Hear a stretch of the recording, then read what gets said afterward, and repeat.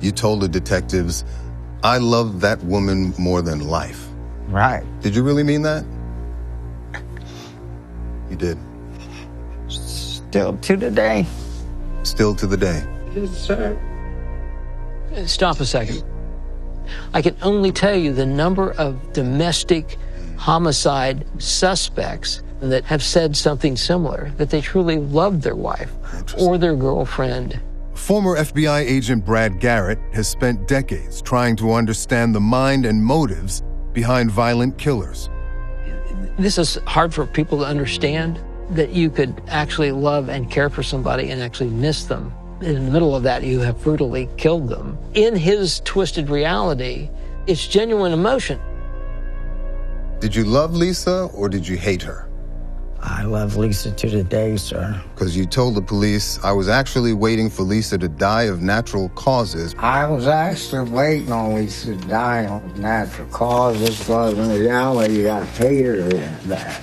I hated her that bad, but not enough to kill her. I don't remember none of that. Hello. Mr. Boo? Yes, sir. Deputy Batts, Marion County Sheriff's Office, how are you? I'm okay. Are you home? No. Okay, do you have a few minutes to talk to me? Yes.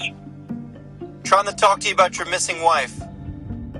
When Lisa's family failed to make contact with her in the weeks following her birthday, Deputy Calvin Batts began to search for the missing woman. It came in as a citizen's assist call from Miss Lisa's aunt. She was honest with me. She explained that Lisa had some troubles in her life and was known to disappear for a day or two max, but would always return her phone calls, would always get back in touch with her. At that point in time, it was about 3 weeks since she had heard from her. So I made the phone call to Bo Pete Jeffrey. She's been going to jail or robbing people and stuff. And I don't know, sir, where the woman's at. I know her family's calling and threatening me, and she told me I had to produce her by 6 o'clock today. And I'm like, God, I don't know where the woman is. And I can't keep up with her no more. He would say that she's sick, or she's sleeping, or she just wasn't there. Did he ever sound concerned? He never sounded concerned. And finally, I was just, somebody needs to do something. I would ask him a direct question, and he was feeding me a bunch of nonsense. What he was telling me definitely elevated my level of suspicion by the end of that phone call.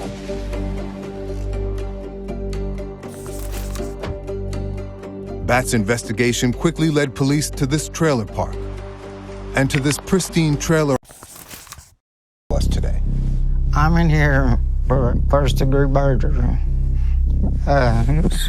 Killed my wife, I guess. They told me I did. Her body was covered in bruises. She had fresh rib fractures.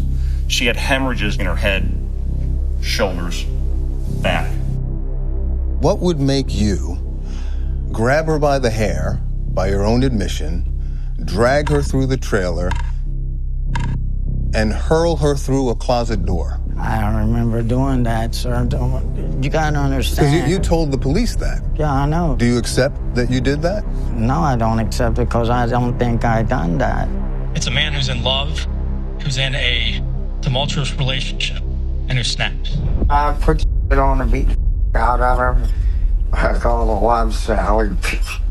We have breaking news. A man from Ocala has been found Guilty. Guilty of first-degree murder in the beating death of his ex-wife, Lisa O'Rourke Jeffrey. He has no soul. He's absolute devil. There's nothing to him. Bo Pete Jeffrey's lawyer argued at trial that he struck his wife in the heat of passion, never intending to kill her. But 3 years into his life sentence, Jeffrey is about to tell me a different story that just might open a new window into the mind of this convicted murderer. Do you remember punching her in the face several times? No. You don't remember the fight with Lisa? Not at all, mister. Jeffrey claims he has no memory of the crime he committed in November 2018, or of his detailed confessions to police a month later, because, he says, he simply blacked out.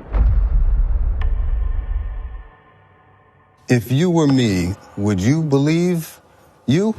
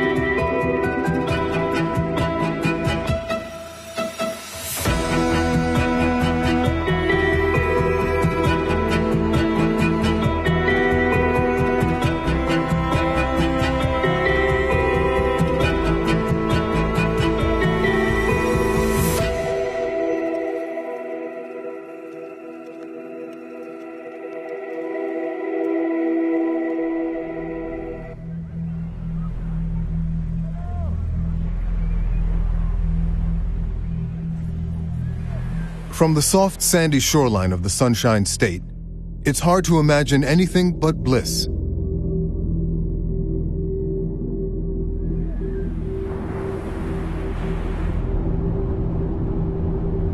But driving inland from Daytona Beach into the shadows of the murky marshes, a darkness descends.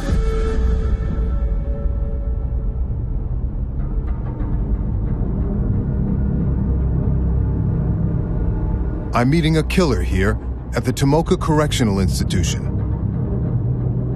Bo Pete Jeffrey is serving a life sentence for brutally beating his ex-wife to death in his Florida trailer home.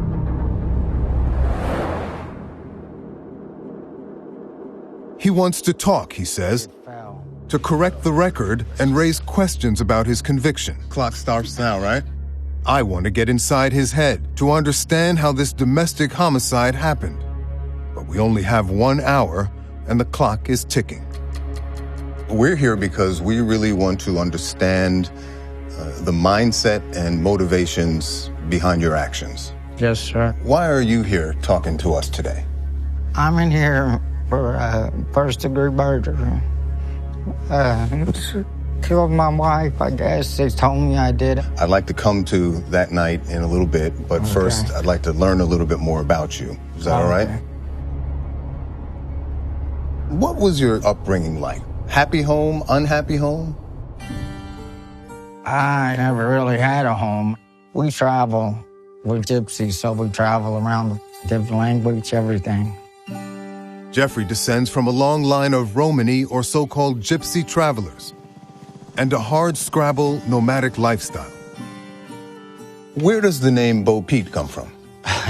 My dad was the only one could read. The only book he could read was the story Little Bo Peep lost her sheep. So when I was born, they named me Bo Pete. Because they nicknamed my daddy Bo Pete when he was a little boy. So he was Big Bo Pete and I was Little Bo Pete. And you were Little Bo Pete. Right. You mentioned to the court and the investigators that you are unable to write. I dropped out of school in the 5th grade. So you never learned to read or write? No, sir, I'm going to education here. Let me ask you this, Pete. When did the drinking start? I've been drinking all my life. Saying is, he used to give us beer in our bottles. Seriously? Yeah. When you were young children? Babies.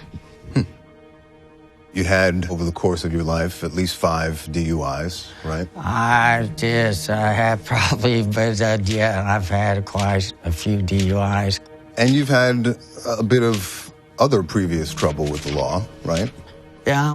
There was an aggravated assault when you were 19 that was dropped, right? I don't remember that one. Criminal trespass in 2002. Was that your ex-wife's? Yeah. Did you get mad and kick in the closet door? Karen was out there. But what about you? Did you get mad and kick in the door? Oh, I don't harm my stuff. Okay. There were probation violations. There were swindling charges. Yeah, that's what I went to prison for. 5 years, and you got out in 2010. Yes, sir. That's a fair amount of criminal activity. Yeah. Are you someone who's criminally minded?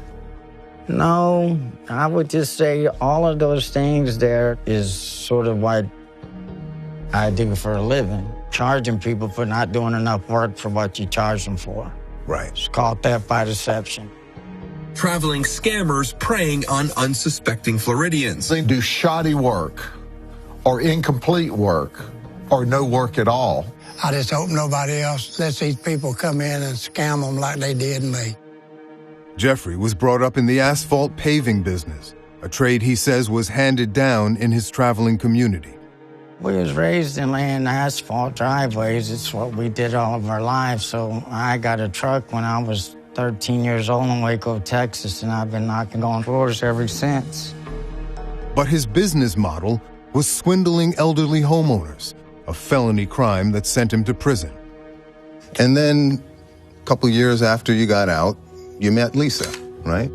Tell me about her, Pete. What was she like? What was her personality, her looks?